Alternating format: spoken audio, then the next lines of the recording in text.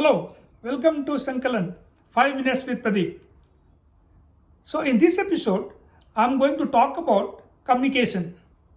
Because this word communication most of the time gets confused with oratory skill or command on English. So, this episode is dedicated to those who were not so fortunate to go to convent school. Still, they have dream to climb up in the corporate life. So, the communication, oratory skill, and English, these are three things. The communication is not about what you speak, it's more about what people follow. Oratory skill is just a part of public speaking. As long as you are speaking, the people are hooked to you. The moment your speech is over, people forget. English is just a medium of communication. You can be very successful even if you speak in your local language. The only condition here is that your audience should also know that language. So this is the basic difference between communication skill, oratory skill, and the English. So I am going to talk about one method by which, if you practice, can be a very successful communicator. You can improve your communication skill. And the method is called GAP. G stands for goal, A stands for audience, and P stands for plan. So in communication, you must know what is your goal, what you are trying to achieve through this communication. When you are speaking to someone, what you are trying to achieve. So that's the first thing. You must know your audience, because depending upon your audience, you have to plan your communication. You can't be talking in the same language to your CEO and the same language to a trainee.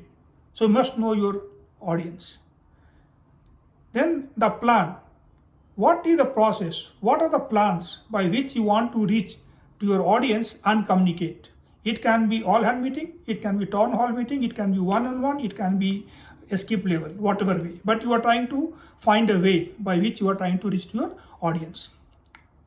So now I'm going to give you a couple of examples to really demonstrate what is this GAP.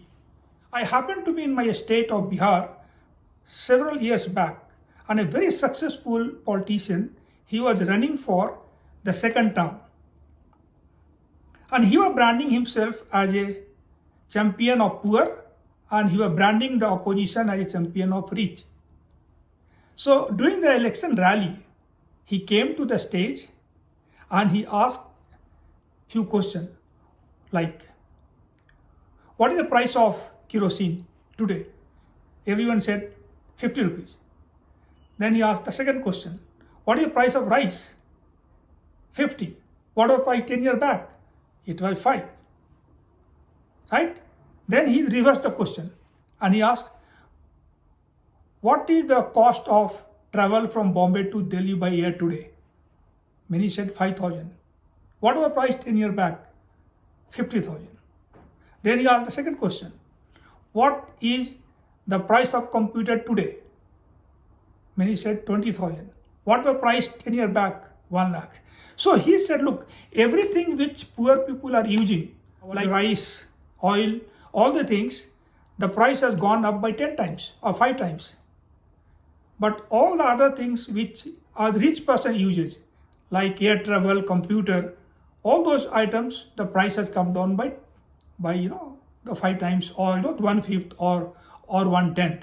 So he communicated so well that, look, I am trying to see that the price comes down, what I'm talking for those items. But if those guys come in power, they will reduce the price for computer and air travel. Then I saw the other rally in Jharkhand, where a politician was speaking in a tribal area, where all the tribal people were his audience. And he was talking about, if he wins the election, he will improve the GDP by 5%. He will open an economic corridor in this area, and that's why people should vote him. The tribal area poor guy, they were all struggling for their livelihood. They are surviving on day-to-day income. So GDP and economic corridor, it doesn't mean they don't follow what those things are. So just see there's no difference. The goal was the same, that is winning the election, right? The plan was the same, election rally. But in these two cases, the two politicians, one he knew the audience, other one he did not know the audience, and he was a failure. So in good communication, it's not necessary that you should have a great oratory skill or great English. As long as you know what you are communicating, whom you are communicating, and what you are communicating, if you know this, I think you can be a very successful communicator. So this is what I wanted to say today. Thank you so much. Please subscribe my channel. Thank you.